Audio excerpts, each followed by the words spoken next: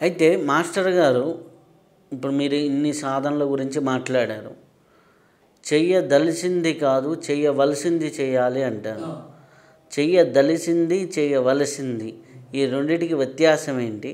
అలాగే అది ఎలా అర్థం చేసుకోవాలి? దీనికి మూలంలో మాస్టర్ గారికి కూడా ఒకానొక గురువు అఖండ సత్తా గురువుల్లో ఎక్కిరాల కృష్ణమాచారి గారు, ఆయన గుంటూరులో ఈయన మొట్టమొదటి పరిచయం అయినప్పుడు ఆయన జన్మదినము, మేడం బ్లావెట్స్కీ జన్మదినం, ఒక అద్భుతమైన కార్యక్రమం జరుగుతున్న సందర్భంలో ఈయన ఆ సభకి వెళ్ళి వేరే వాళ్ళ ద్వారా పరిచయం అయినారు.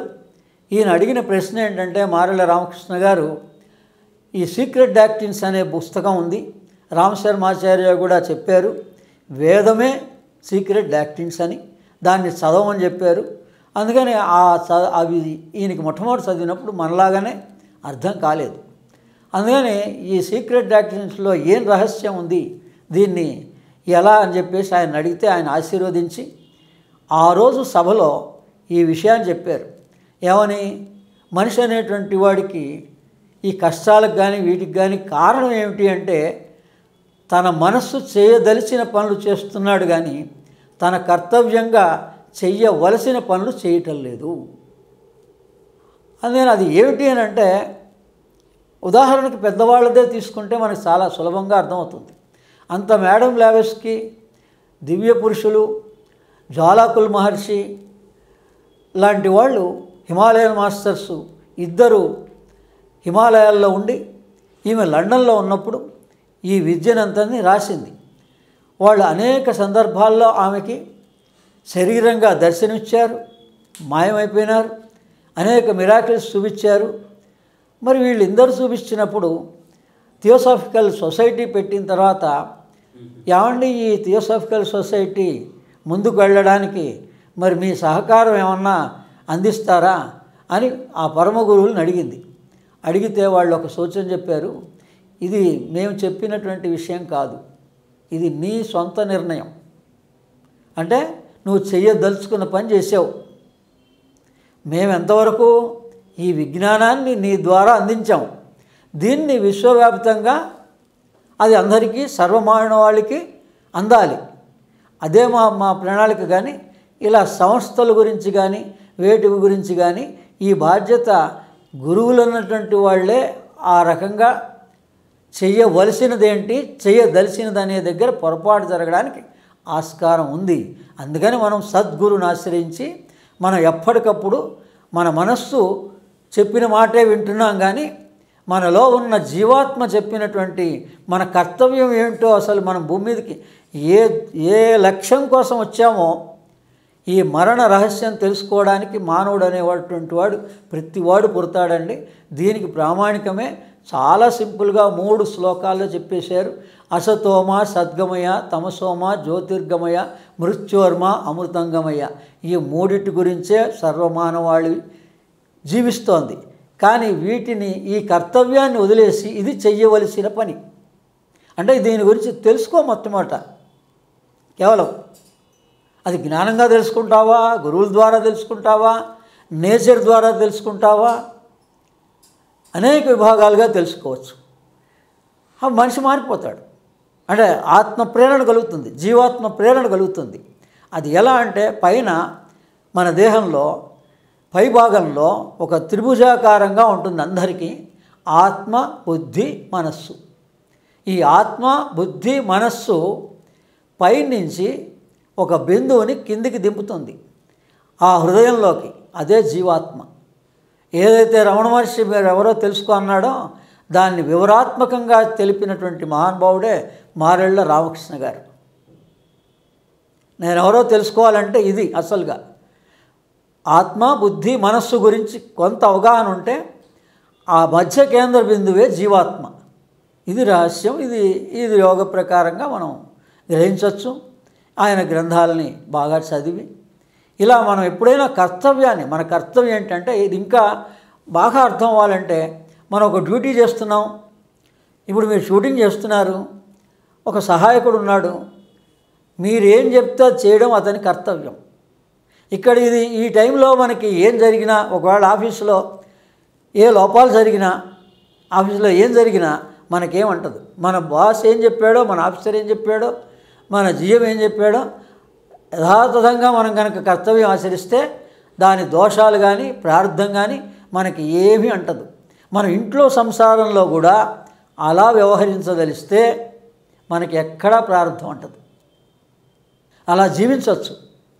నేను నా జీవితకాలంలో అనేక మంది గురువుల్ని 80 ఏళ్ళు 90 ఏళ్ళు ఇప్పుడు కూడా కొండేటి నాగేశ్వరరావు గారి లాంటి వాళ్ళు, లేకపోతే సదానందగిరి మహారాజు లాంటి 109 సంవత్సరాల మహానుభావుడు, ఆయనతోటి మనం సాంగత్యం చేస్తే ఒక్క రోజులోనే మనం అసలు ఎలా ఉండాలి, ఎలా ఏ పని చెయ్యాలి, ఏ పని చేయకూడదు అనేటువంటిది మనకు తెలుస్తుంది.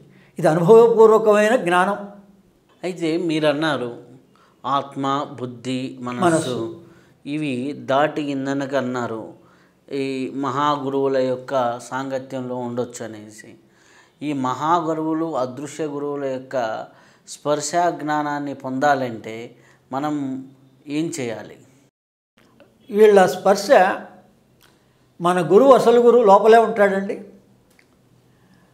మన జీవాత్మే, ఆ జీవాత్మకి తల్లి గర్భంలో ఉన్నప్పుడు మనం జననం పుట్టకముందు 9 నెలల్లో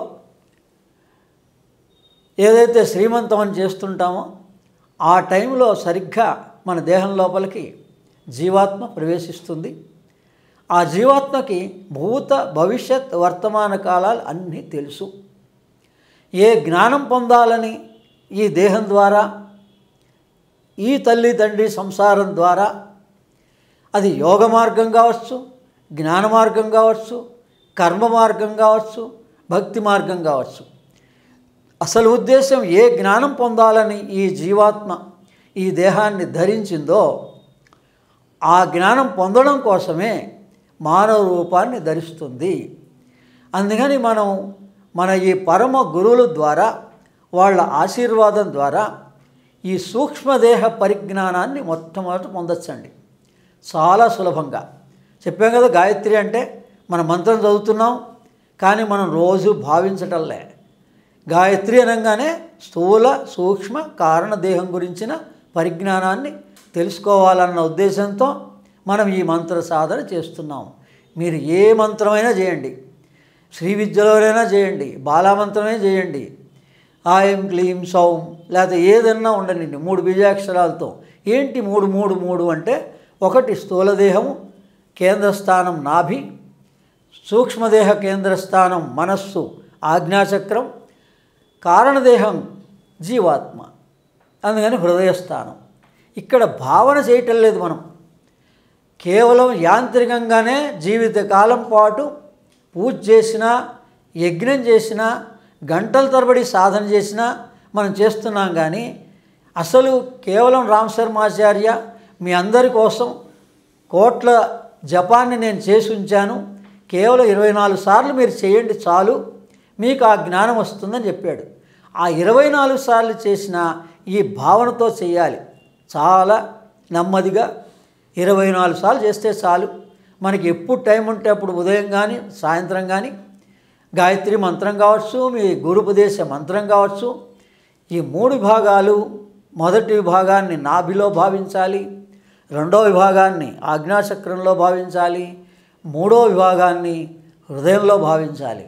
ఇలా భావించడానికి ఆ గురువుల యొక్క సహకారంలో మొట్టమొదటి జంట మాస్టర్ సివివి మేడం లావెస్కి మాస్టర్ గారు 7 జంటల్ని మనకిచ్చాడు. 7 చక్రాల యొక్క అధిపతులు వీళ్ళు. అందుకని మొట్టమొదట ఎవరిని ఆశ్రయించాలండి అనే సందేహం వచ్చినా మొట్టమొదట మన సూక్ష్మదేహం తెలుసుకుంటే మనం ఈ స్థూలదేహంతో చెయ్యలేనటువంటి పనులన్నీ బాహ్య ప్రపంచంలో కూడా సూక్ష్మదేహంతో చేయొచ్చు. ప్రతివాడు కోటీశ్వరుడైపోవాలి అని ఆకాంక్షిస్తాడు, తప్పులేదు. లేదా విదేశీయానం చేయాలని అనుకుంటాడు, తప్పులేదు. కానీ ఈ 2 కూడా సూక్ష్మదేహంతో సాధ్యం. ఇప్పుడిప్పుడు ఎందరో మహానుభావులు ఈ విజ్ఞానాన్ని వాళ్ళు రాశారు. ఈ ప్రారంధ కర్మని తీసుకుండే ఇంతకుముందు చెప్పిన మొట్టమొదటి ప్రశ్న సమాధానంగా చెప్పిన దాని ద్వారా మరి 1940 ప్రాంతానికే వాళ్ళు ఈ సూక్ష్మదేహంగా ఈ ప్రారంధాలని గమనించి రెమెడీస్ కూడా చెప్పారు. ఎడ్గర్ కేసీ అనేటువంటి మహానుభావుడు దాదాపు 2500 ప్రామాణికంగా మానవులకి కేవలం వాళ్ళ డేట్ ఆఫ్ బర్త్, వాళ్ళ పేరు, వాళ్ళు ఎక్కడున్నారో ప్లేసు చెప్పినంత మాత్రం చేత వాళ్ళకి ప్రస్తుతం ఉన్నటువంటి అంగవైకల్యాలతో సహా దీర్ఘ రోగాలతో సహా వాటికి ఏ కారణం వల్ల ఈ రోగం వచ్చింది చెప్పి దాని నివారణ కూడా చెప్పాడు. అది రికార్డెడ్గా 2500 కేసుల గురించి ఆయన రాసినటువంటి గ్రంథం ద్వారా మనం తెలుసుకోవచ్చు. అటువంటి మహానుభావుడే ఆయన అప్పట్లో ఆయన కాబట్టి ఇప్పుడు ప్రస్తుతం మన విశ్వపతి గారి ద్వారా అమృత దర్శనం అనేటువంటి పుస్తకంలో గత జన్మల్లో 108 మందిని ఆయన చూసి వాళ్ళతో పరిచయం ఏర్పరచుకొని వాళ్ళని కూడా గుర్తించాడు. ఆయన కూడా గత జన్మల్లో ఏ ప్రాబ్లం వల్ల ఈ రోజున ఈ సమస్య వచ్చిందో కూడా చెప్పగలిగిన మహానుభావుడు. నాకు 3 సార్లు ఆయన అవకాశం ఇచ్చారు. నేను కూడా ఆ 108 మందుల్లో గత జన్మల్లో నాకు ఆయనకి అనుబంధం ఉంది. అందుకని ఆ విషయం 1 గంట సేపు మాట్లాడి చెప్పారు. ఒక 200 సంవత్సరాల క్రితం మేము బాబాజీ మహారాజు యొక్క హిమాలయాల్లో ఉన్న ఒక ఆశ్రమ వాసులం. ఇది గత జన్మ విశ్లేషణ. ఎప్పుడైతే మనకి గత జన్మ స్ఫురిస్తుందో పరమ వైరాగ్య ప్రాప్తి కలుగుతుంది. ఇంకా ఆ క్షణం నుంచి మనకి ఏ కర్మ అంటదు. నాకైతే నేను అనుభవపూర్వకంగా ఈ సంవత్సరం ఉగాది రోజు నుంచి నేను ఆ అనుభవాన్ని పొందుతున్నా. అప్పటి వరకు నాకు కూడా కించిత్ ఏమిటి ఇలా ఉంది, మరి ఇంకేదన్నా చేస్తే బాగుండే అనేటువంటి కొంత ఆధ్యాత్మిక ఆవేదన ఉండేది. సంసారపరమైనటువంటి ఒడిదుడుకులన్నీ ఏమి లేవు, కానీ ఆధ్యాత్మికపరమైన గురువులకు మనం ఇంకా ఏవో చేయలేకపోతున్నామే, ఏదైనా చేస్తే బాగుండే అనేటువంటి భావన ఉండేది. అటువంటి ఏ భావన కూడా మనకి గత జన్మ స్ఫురిస్తే మొత్తం పోతుంది.